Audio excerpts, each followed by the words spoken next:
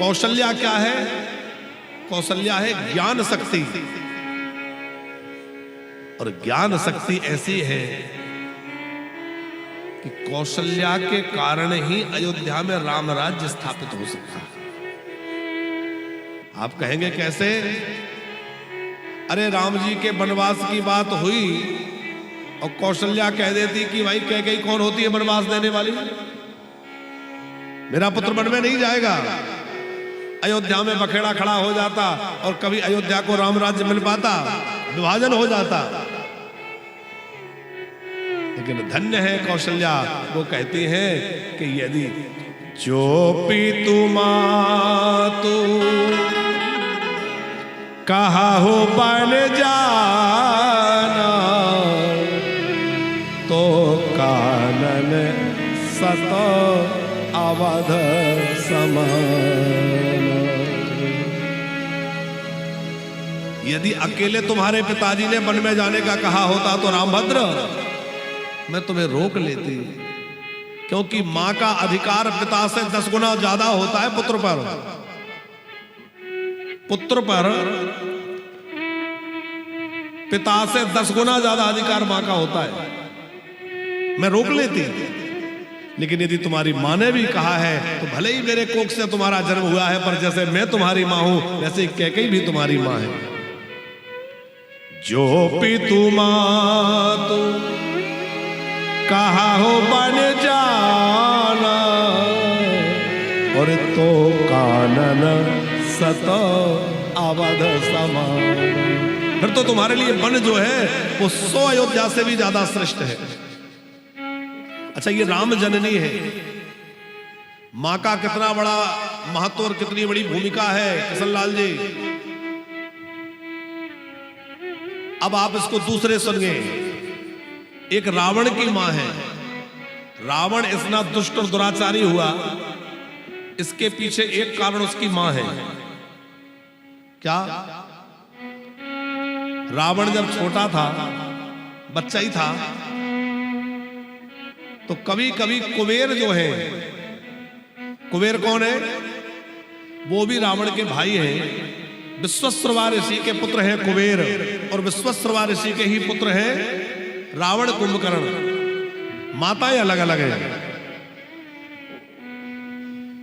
केकसी के गर्भ से रावण का जन्म हुआ है। तो जब कभी कुबेर मिलने आते, रावण छोटा था, वो विमान में बैठकर आते, ऋषि विश्वश्रवा को प्रणाम करते। उनका वैभव देख करके रावण पूछता, माताजी ये कौन है जो आते हैं और पिताजी को प्रणाम करते हैं, पिताजी आशीर्वाद देते हैं, वो आपको भी प्रणाम करते, कौन है ये? तो रावण की मां ने क्या परिचय दिया? पंकज जी, केशनी जो है वो लंबी लंबी सांसें लेने लगी, दुख भरी, और क्या कहा?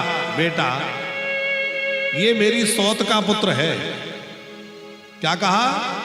ये मेरी सौत का बेटा है।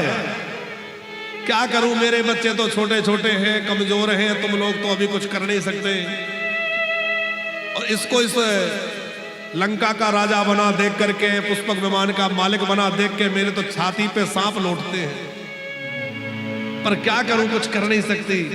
ये बात रावण के हृदय में घर कर गई, और रावण ने मन में सोचा कि मेरी मां को जिससे इतना कष्ट है मैं उसको दूर करूंगा। तो रावण के मन में वहीं से दुराग्रह और दुर्भावना भर गई,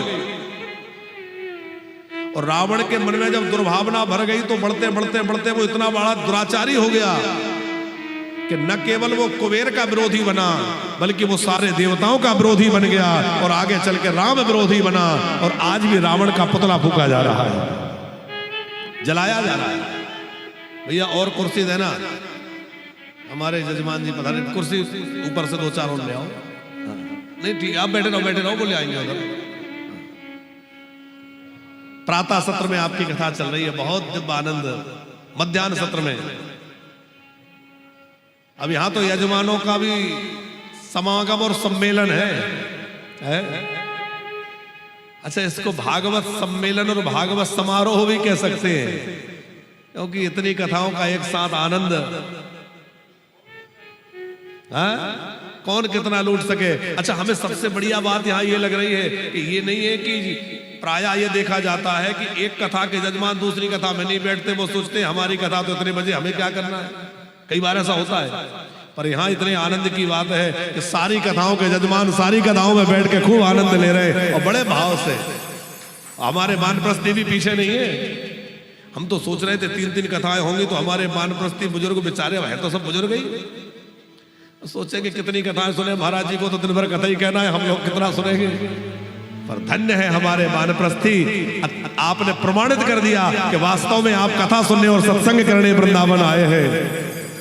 आपका प्रेम कथा के प्रति धन्य है। तो एक रावण की मां है जो अपने पुत्र के मन में जहर भर रही है, और एक राम की मां है जो अपने पुत्र के मन में प्रेम भर रही है।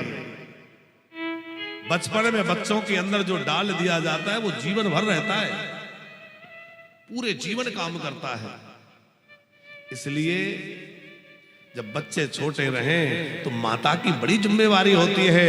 दुस्सीला मातृ दोषेन पितृ दोषेन मूर्खता। यदि बच्चा दुस्सील हो जाए, सीलहीन हो जाए तो क्या माना जाएगा? अरे माता की कमी रह गई। दुस्सीला मातृ दोषेन पुत्र दोषेन मूर्खता। यदि पुत्र मूर्ख हो जाए, अनपढ़ रह जाए, मूर्ख रह जाए तो पिता का दोष है। कार्पण्यम वंश दोषेन। यदि बच्चे में कायरता है तो ये वंश का दोष है। और आत्मदोष दरिद्रता, यदि वह गरीब रह गया, निर्धन रह गया तो ना माँ का दोष है, ना पिता का दोष है, ना वंश का दोष है। व्यक्ति अपने कर्मों से अमीर बनता है और अपने कर्मों से गरीब बनता है, ये उसके अपने कर्मों के अधीन है। धन्य है कौशल्या जिन्होंने रामभद्र को प्रकट किया। इसलिए गोस्वामी जी इनकी वंदना करते हुए कह रहे हैं, बंदो कौशल्या देसी प्राची, बंदो कौशल्या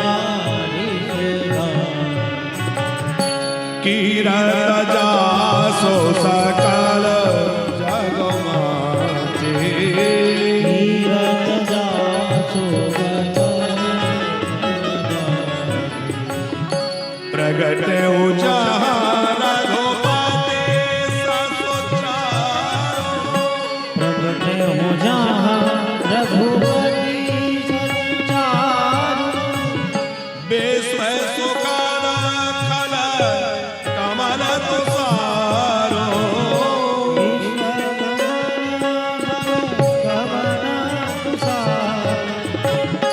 बंदा हो कौशल्या देसी प्राची, बंदा हो कौशल्या बंदा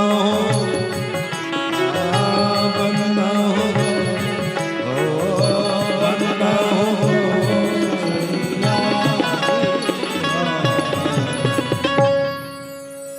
कौशल्या मैया की वंदना